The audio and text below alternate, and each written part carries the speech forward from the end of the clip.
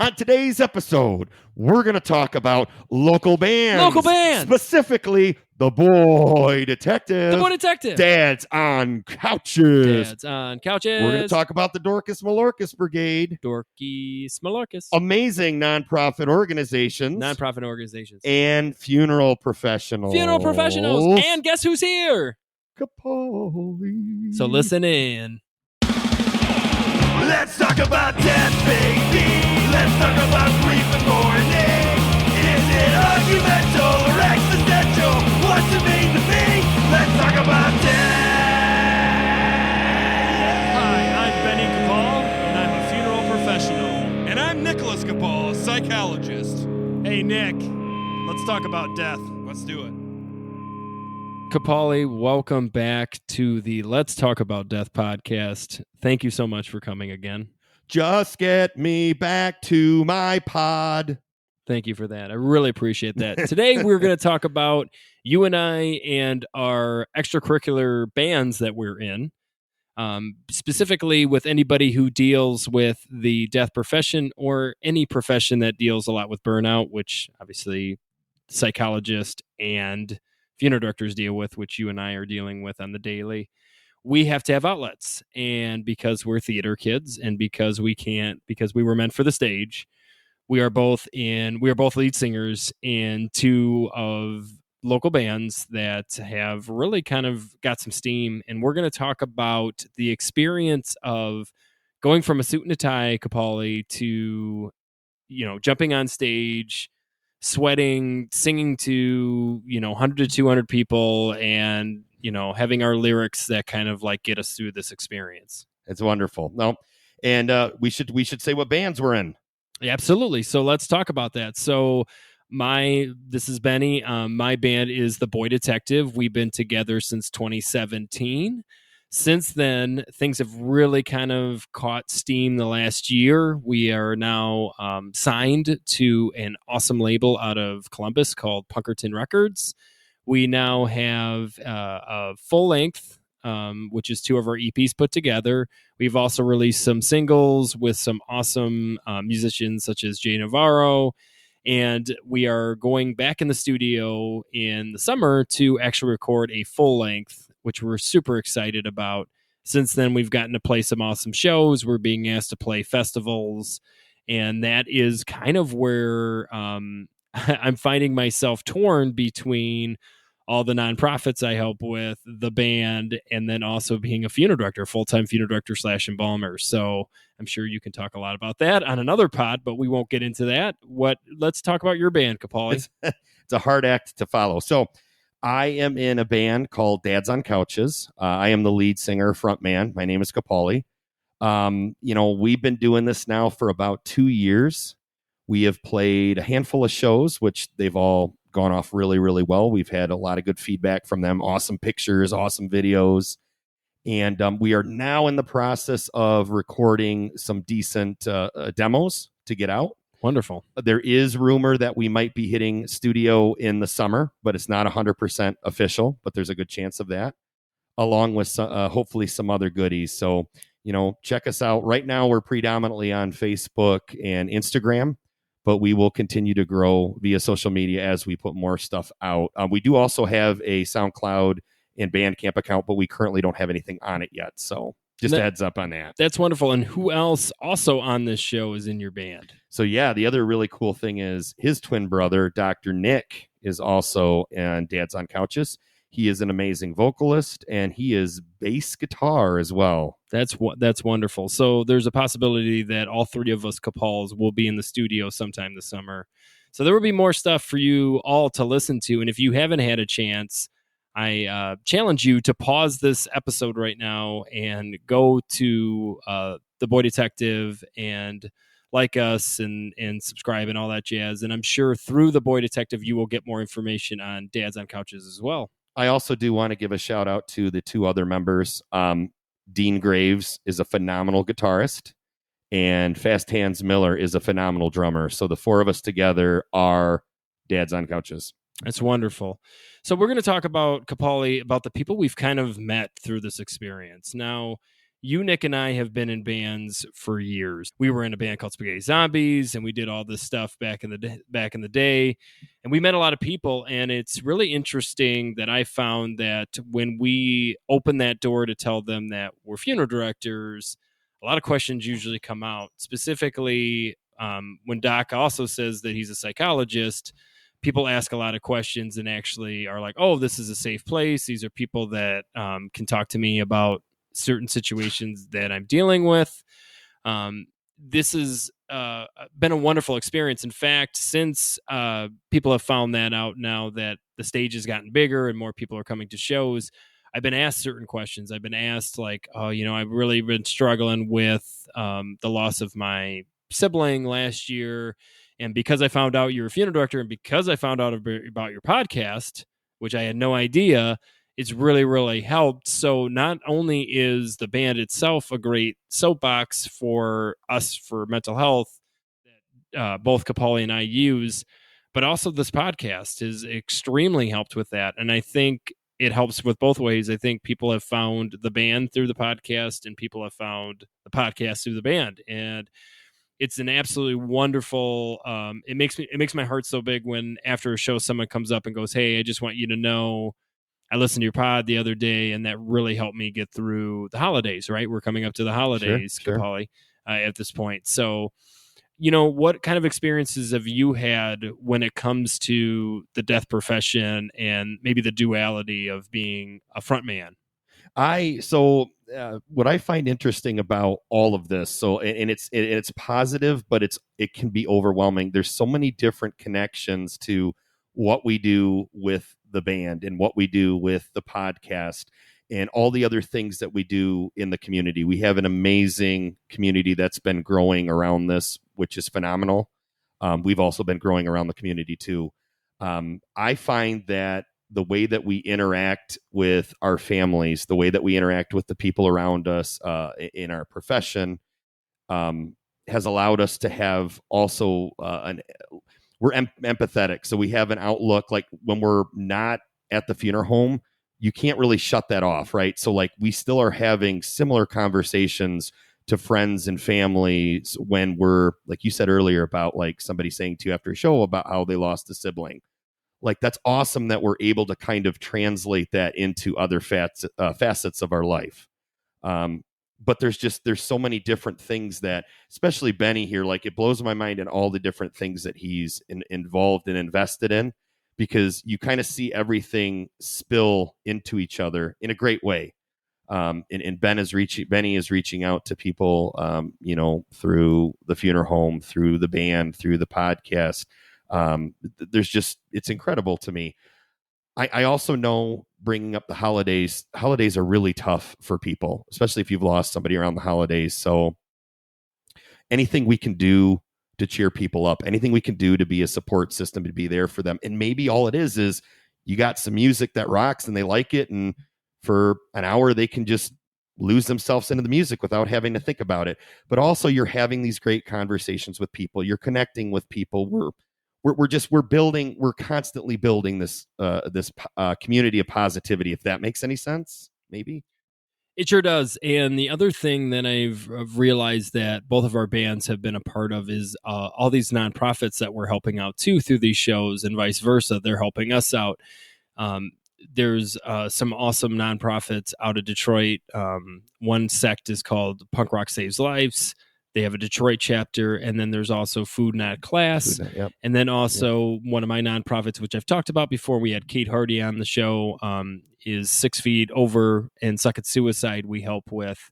And we have shows that are deliberately just so they can get some funds, because what I found is you can say, to somebody, "Hey, you should check out 6 Feet Over." But if you already have a place and you already have a knowledge that you're going to have 50 to 100 people, like that's beautiful for them. That's a great experience. We don't ask for any money. We just say, "Hey, come on out, bring your table, bring your stuff." And they're wonderful people. And on top of that, the networking for both sides, like the idea that this is a music family. It's not specifically the Boy Detective and Dads on Couches and Punk Rock Saves Lives and all that. It's all of us together. And, it's so, my heart becomes so big because you hear this all the time about how this world is just not what it should be, and people are just so hate, they spit so much hate towards each other. And then I go to these communities, this rock and roll ska punk community that we get to play with, and everybody is so on the same page about helping each other. We have the deaths of a lot of local people, and we do shows for them.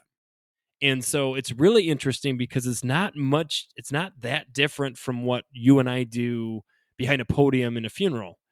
It's just the idea that in the funeral home we have this culture, specifically in the United States. It's not that Capaldi and I agree with it. It's just the way it is, where funerals are very somber. It's very almost kind of drab. Yeah, drab. And so we have the opportunity to really use energy and to use music, which, let's be honest, we're using music in funerals anyways. Sure are. Yep. And so many people have said to me, this half an hour that I get to go to a show, and if I'm lucky enough to spend the whole night, 4 to 5 hours, that's 4 to 5 hours of therapy for me. It's a way that I can get rid of all the things that are going on in my life. And I challenge all of you, if you haven't been to a local show, get out there. It's one of the experience that I found recently that saddens me is people aren't going to shows as much. And there's multiple reasons for going to a show. You're supporting local acts. These are people who are literally just trying to get their music out or their poetry out one way or the other through lyrics. And it's beautiful, and it's fresh, and it's not manipulated. It's real. And I find that people, when they see one or two local shows, if they've never done it before, are like, what have I been missing, and why haven't I been doing this? I wanted to say, cycling back to earlier, I was blown away. The first show that Dads on Couches played, we had Punk Rock Saves Lives and Food Not Class there. And I'm going to tell you, those people are phenomenal. They are incredible people. They're fun. They're friendly. They support the local scene, which is incredible, but they're also there to support, mental health and almost any kind of struggle you can think of. They're there. It blew my mind, because that's the thing too, is you go to a concert, you go to a big concert, right? And it's awesome and it's fun and it's expensive and you go home. You go to these local shows, it's different. It's a different feeling. You do feel like you're a part of it. And I don't mean just because I'm in a band and I'm going, to play and sing and dance around on stage. I'm talking about, like, even when I'm done playing and I'm walking around, I'm talking to people that they care, they're friendly. It's unbelievable. Same thing with the second show that Dads on Couches played, was also a benefit show. And that was for 6 Feet Over. And again, just blown away by the people. They're rad. They're super, super cool people. Somebody that, I would feel comfortable talking to, somebody that I would feel comfortable sharing experiences with and whatnot. And that's the thing Benny was saying earlier. Back in the day, where we're from, this area, there used to be a somewhat of a scene, and it's gone. Years later, it's just non-existent. So I would love to see more of that in the future. Like, it'd be amazing if some of these bands and acts and stuff kind of come out of the woodwork, because there's nothing like it. And I cannot explain. You have to go to like an underground show to get what I'm talking about. You got to go to these shows where these awesome punk bands or ska bands or emo bands or metal bands, and it's amazing. And we're all supporting each other. We're all there to fight the good fight. But to be able to play, but what was my point of this is to be able to play shows for Punk Rock Saves Lives or Food Not Class or 6 Feet Over, where their whole mission is to take care of people, but also be involved to build a community, is just, what is it? Kiss the chef? Chef's kiss? Chef's kiss. Chef's kiss. It's they're blankets for the community. And it's impressive to me that it's not just about their nonprofit. They're asking to help me grab my merch box after and take it to my car. And it's not even a thought. It's we're doing this together. We're in this together.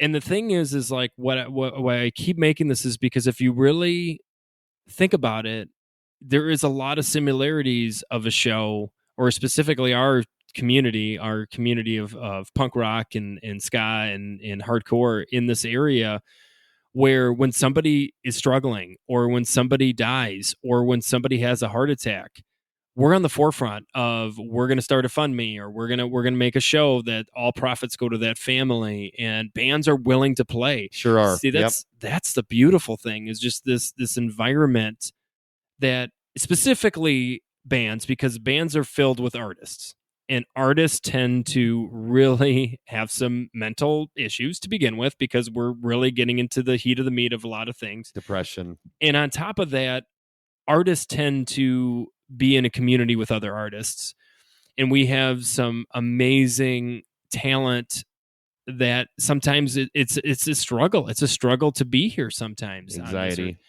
And so I just love the idea that with this, it's one more tool, it's one more microphone, legitimately, that I can be behind, that educates the public on how to treat each other, and specifically how to treat each other with grief and loss. And it's wonderful, because I've said a lot of the same things you all have. If you've been listening to this podcast, which if you haven't, go back, there's tons of amazing episodes, but it's the same conversations I'm having in this room, in this audio room, that I'm having on stage, and I'm having in the back rooms, or I'm having out by the merch table. And it's just so incredible. It's so incredible to be starting to get to the point where people know that I am a death professional, I am a death consultant, so they'll start asking me questions. We're starting to get some questions that we've already answered on this podcast, legitimately through people who have gone to our shows. And in fact, I've had a couple people after be like, "Oh, I'm so sorry, I'm asking you this literally 10 minutes before you're going on stage." And I'll say, you know what? No, this is more real than just having a "how's the weather?" or "how's your band?" Some of this small talk that we do in our daily lives. The bands have been incredible, and it's wonderful too, Kapali, that we have still the opportunity to be not necessarily all three of us in the same band, but be in bands that are kind of brothers in themselves, where a lot of the shows you guys are playing, you're jumping on board for a Boy Detective show, and we're doing these shows for all of these awesome nonprofits and these people that really matter to us, in this community that really matters to us. So I honestly, it's so, I don't think people understand the similarity, and I'm glad that we had this opportunity to have this conversation, because we have an opportunity now, even more so, Kapali, to reach more people with Let's Talk About Death, and start communicating the importance of talking about these intense conversations. So we Benny and I build each other's bands up, and in full transparency, Benny's band has been around longer. They're growing, like he was mentioning earlier. They're signed to Punkerton. They got all these amazing irons cooking in the oven, or however that that phrase works. The thing is, though, like, we build each other up. They have been helping us, with getting shows. They have been supportive about us doing these tracks, recording, advice, whatnot. We have a fan page on Facebook for the Boy Detective, and it's like the first quote unquote official a fan group for the Boy Detective. I also see on there, though, too, that we're sharing posts from Punk Rock Saves Lives, from 6 Feet Over, like all those things, Food Not Class, all those things we mentioned earlier. Like, it's all like kind of cycling in on itself.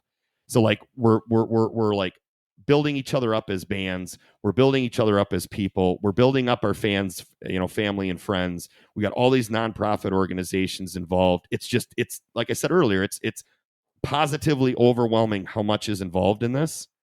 And, we want to keep building. We want to keep growing. But I think that what we're doing is therapeutic for people. I think the fact that Benny has people talking to him before and after sets about, his job, his profession, and how he helps the community and how he's involved. We got questions for the podcast from people that have seen the shows, and it's just amazing to me. It's very exciting. It's very fun.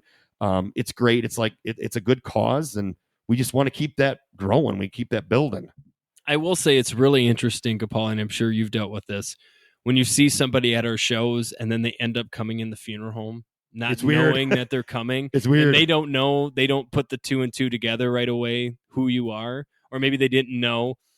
And those conversations are wonderful. Or I'll have, oh, I saw you the other day, blah, blah, blah, blah. Or I saw that video of you the other day. And I think too, that was something we can kind of get in here for a quick second too, Capali, was when we really were getting, when my band was starting to kind of take off.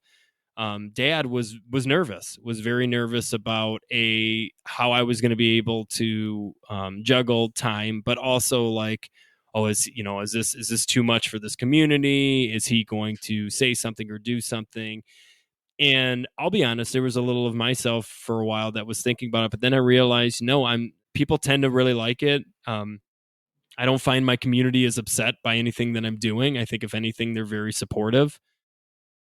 Well, let me jump into. We're also like not to toot horns here, ska band, Boy Detective. But here's the thing: like, we are good people too. Like, we're legitimately out there trying to make a difference, trying to help people. Like, we love this community, and we would do anything for it. So yes, like, I understand that you might not be into punk rock, you might not be into ska, you might not understand our subculture of tattoos and in mosh pits and all that, but it's all, I swear to you, it's all surrounded and based on love, support, and fighting the good fight. I mean that. I truly mean that. That's not, like I said, that's not just me tootly toot. That's serious. Like, that's what we are all about. And that shows in everything we do, especially our profession. So in conclusion, go to a local show, go skank or dance or jump around or sing your heart out so you can get your own therapy to get out your grief. Come to local shows. And Capali, with that, I think it's about time. You know what time it is? Is it time for Q&A? It sure is. It's Q&A.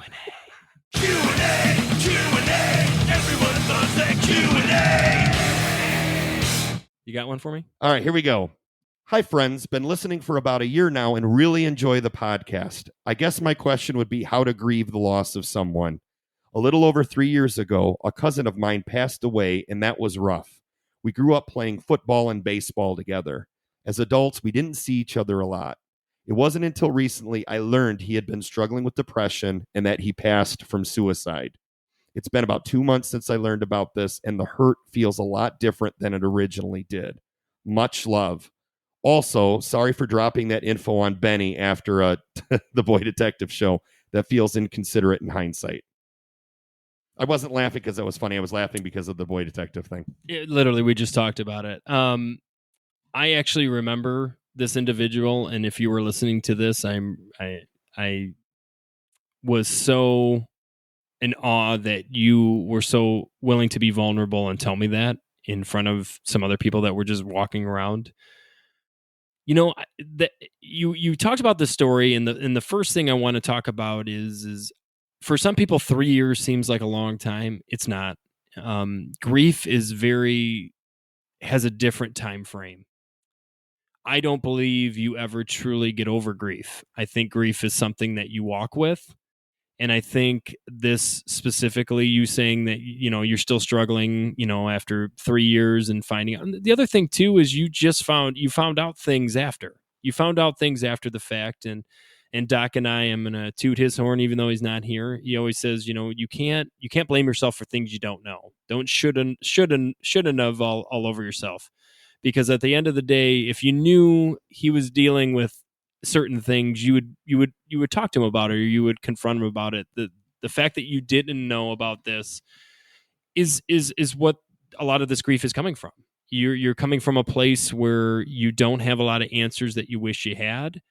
And also you don't have your friend or your cousin that you wish you still had with you. And these all add up. And I appreciate you bringing this up at a show. I really actually get a lot out of that. To me, I'm actually, believe it or not, nervous a lot before shows, and conversations like this are actually more comfortable at times. It's got to be a lot. It's got to be a lot. I really appreciate you putting this question on. I'm actually interested in how Capali feels about this question. I don't know who specifically talked to you about this, but I have a sneaking suspicion I know who it is. And if it is, this person is incredible. And I'm going to tell you right now, it takes a lot of courage to have those conversations and to be vulnerable, especially when you're talking to somebody that, you know, you're there to support and look up to. I respect you more than you know. These conversations that we have are difficult, but we do it because we want to be there to help. We do it because for us it's a vocation. So don't ever feel, and the same thing goes for me too. I mean, I'm going to school. I'm not technically a funeral director yet, but I am walking the walk. I'm going through the process. Like I am also there too. So if there's ever anybody that needs help, advice, even if it's at a show before or after, believe me, we appreciate that, because all it's doing is creating a stronger bond to you. And when we say that, like the whole reason we got into this, everything, you know, the funeral profession, theater, music, is because we want to make connections with people. So don't ever be embarrassed, ashamed. Like I said, I think it takes a courage. You're brave for doing it. So we appreciate it there. And I think this is a wonderful topic to talk about. So yeah. Yeah. Don't ever apologize for bringing up something like this to a death professional.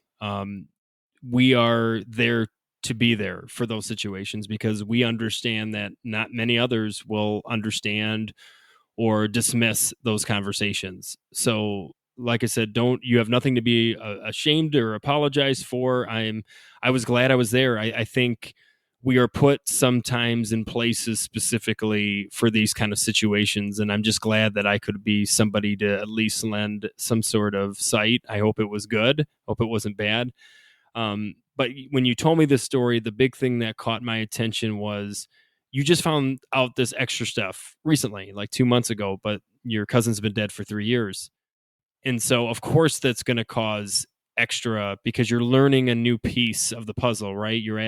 That's the biggest part with death that we all have anxiety over, is this idea we don't know. We don't know what's in the after. We don't know why people feel we can know somebody, but we never really truly know every little piece about them. So when you find these certain things out, it starts asking other questions. The fountain of other questions start, and that's really where a lot of your head is. And my advice to you is just to keep talking about this, keep getting it out, because keeping it in and not being able to talk about it, it's not healthy for you. So I appreciate the conversation. Please keep giving us your questions because we will answer them just like this. So thank you so much for reaching out to us.